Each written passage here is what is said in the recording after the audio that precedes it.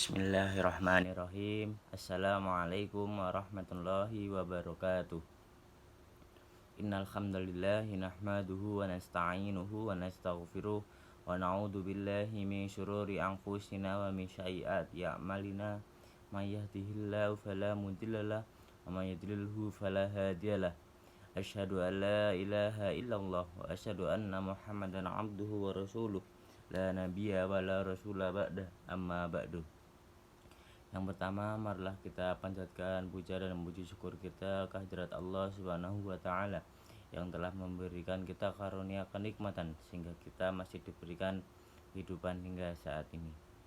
Yang kedua, dan tak lupa selawat serta salam marilah kita aturkan kepada baginda kita Nabiullah Muhammad sallallahu alaihi wasallam, karena beliaulah kita sampai saat ini merasakan adanya nikmat Islam.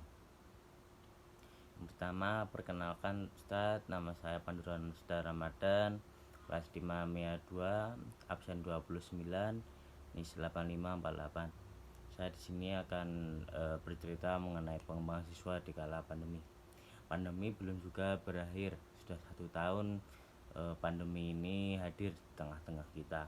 Mungkin akan kedepannya virus ini akan menjadi makhluk hidup yang sama-sama akan hidup di bumi ini. Banyak sekali di kala pandemi ini kesusahan dari berbagai hal. Mungkin banyak pengusaha yang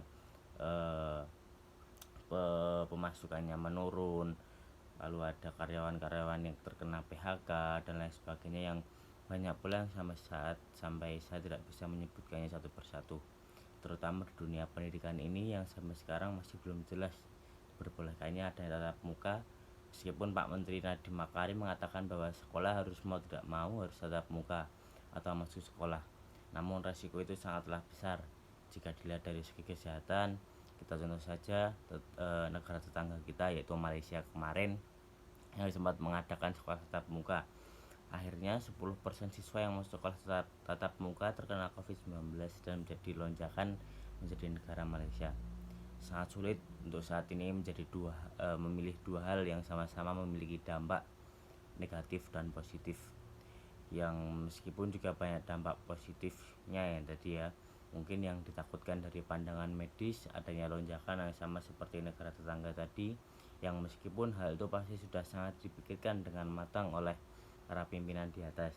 Semoga saja untuk Indonesia tercinta ini saat membuka kloter masuknya siswa ke sekolah dengan tatap muka tidak membuat naiknya ke gejolak angka COVID, apalagi saat ini yang angka COVID masih naik-naik terus seperti itu.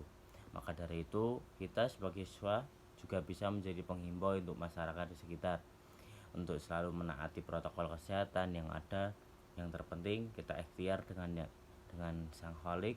Masalah kematian semua sudah diatur, kita hanya mengikuti sebagaimana pemimpin pemerintah selagi perintah itu tidak melanggar perintah-perintah Allah Subhanahu wa taala. Pada hakikatnya pendidikan merupakan suatu proses pembelajaran yang bertujuan membentuk dan mengasah baik pola pikir, pengetahuan, etika, moral dan lain sebagainya. Namun mayoritas kalangan muda hanya melihat pendidikan dari sekolah secara formal, yang sebenarnya arti dari kata pendidikan itu tidak sempit, padahal pendidikan juga bisa disisipi tidak hanya di sekolah saja. Mungkin kita bisa di rumah atau di luar rumah.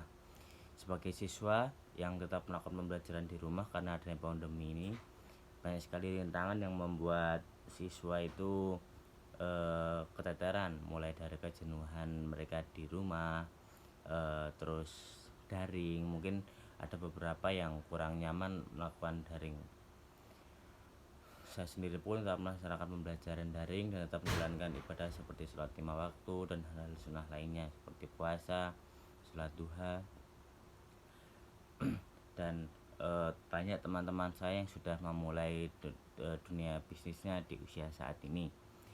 Ya mungkin untuk kalangan mereka banyak negatifnya jikalau dia masuk asrama atau begitu, karena tadi banyak dampak negatif dan positifnya.